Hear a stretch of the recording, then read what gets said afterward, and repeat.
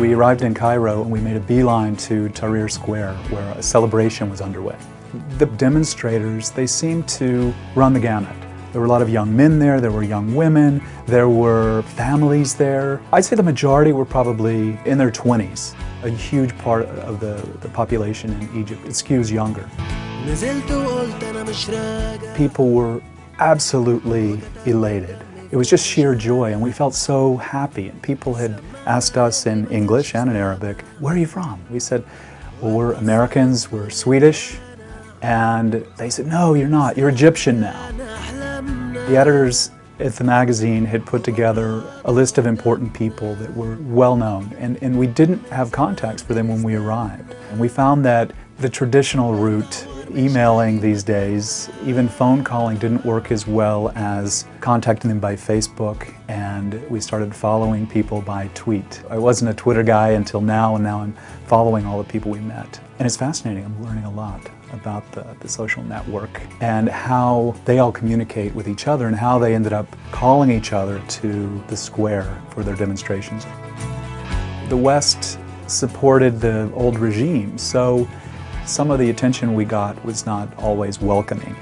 There were times when we realized the police were following us and they pulled us over and wanted to know where we were going, and when we didn't go exactly where we said we were, we realized they were on us. At one point we went into an underground parking of a hotel, went in, had a coffee, and one by one kind of snuck out the front door. So that was very uncomfortable.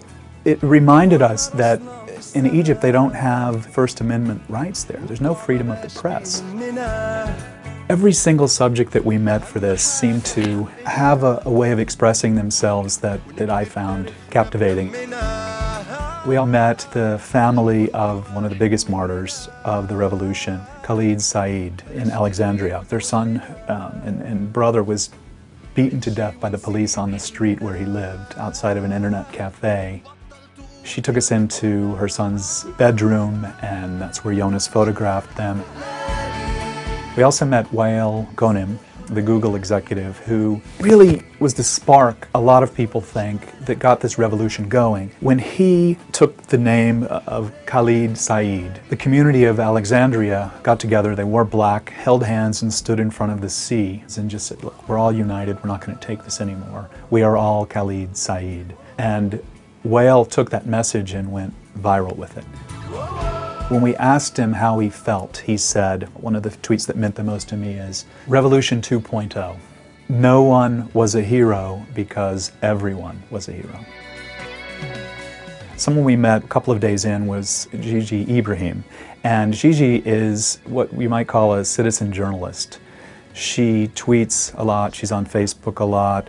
She made her opinions known during the revolution, and at one point someone was after her. They knew she was a journalist. I think she was running from the police. Al Jazeera was on the phone with her. So they recorded and broadcast her interaction with the police, and I think it went viral, and Gigi became a very important figure in this revolution. We wrote history and we made history in the square, and it'll never feel the same, you know. Always think of those 18 days I spent here and all the people that I met and what we accomplished, which is really amazing. She said to me, "Citizen journalism is activism." And she held up her smartphone. She goes, "These are our weapons."